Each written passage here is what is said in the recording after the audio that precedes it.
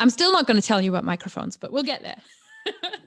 There is so much thinking and so much of the creative process that is not influenced by technology. And that's why I really want you to think through all of this before we get into the technology, because that's what's going to make the technology way easier. So let's talk about building your sound. What do you even need in order to make a podcast?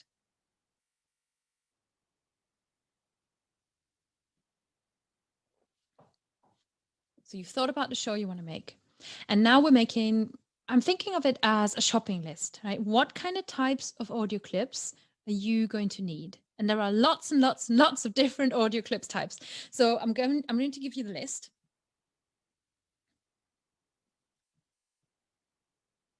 At the most basic level, your show is very likely to have some narration, even something that is just, hey, my name is Kirsten, and this is the Fluent Show, and we're going to talk about loving and living and learning languages today. That narration, that introduction, that is your voice, kind of the thread that pulls the listener through and keeps them going. So it makes you the guide. Narration, you will find it in documentary podcasts. You find it in obviously body shows, in interviews, in expert podcasts. Most podcasts have some level of narration. Sometimes you will have the intro music and the narration together. So you don't have to start your podcast with music. It's usually a good way to get a listener's attention. And that kind of thing can be delivered together as a sort of joint audio clip. You might hear bridge narration. I'm calling it bridge narration. So if you've got several audio clips, say you want to link different interview sections together, you've cut half an hour out of an interview where you went off and got a burger or something like that, and you're saying, and after we talked for a little while, James then started talking to me about how he first fell in love with Jonathan. And then the interview starts. So that's sort of bridge narration. If that's in your vision for the show, it's good to think about it beforehand, that is a different building block. Another building block that you often hear in a show is outro music. And again, there's usually more narration there. The narration might tell you more about the team that created the podcast.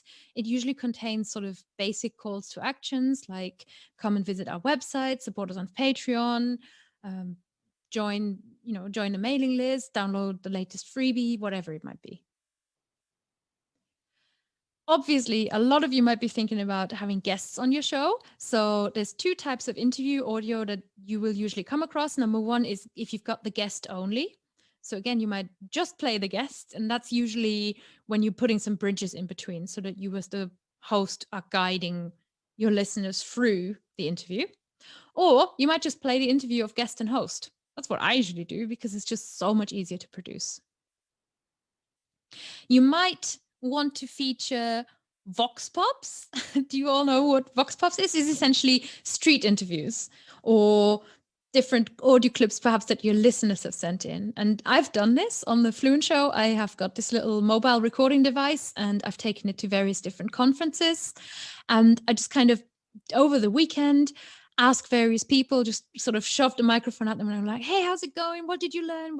Which session did you enjoy? And then later on, I cut them all together. So that kind of gives a different atmosphere and creates a certain kind of mood that can make a show really entertaining and liven it all up. So the idea is really, how do we craft an enjoyable audio experience?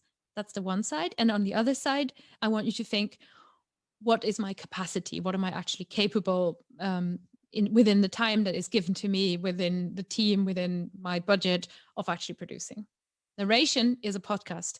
Narration plus Vox Pops plus interview plus outro plus 7 other things is a podcast.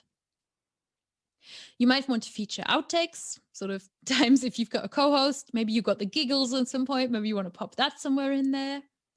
You can also use stingers or jingles. So I've got a jingle that I can play you that is an example of what I have on the Fluent Show to introduce a specific type of episode, the Top Tools episode. It goes like this. Top tools, autumn and winter. Top tools, spring and summer. Top tools. Top tools. That was me singing with a lot of autotune.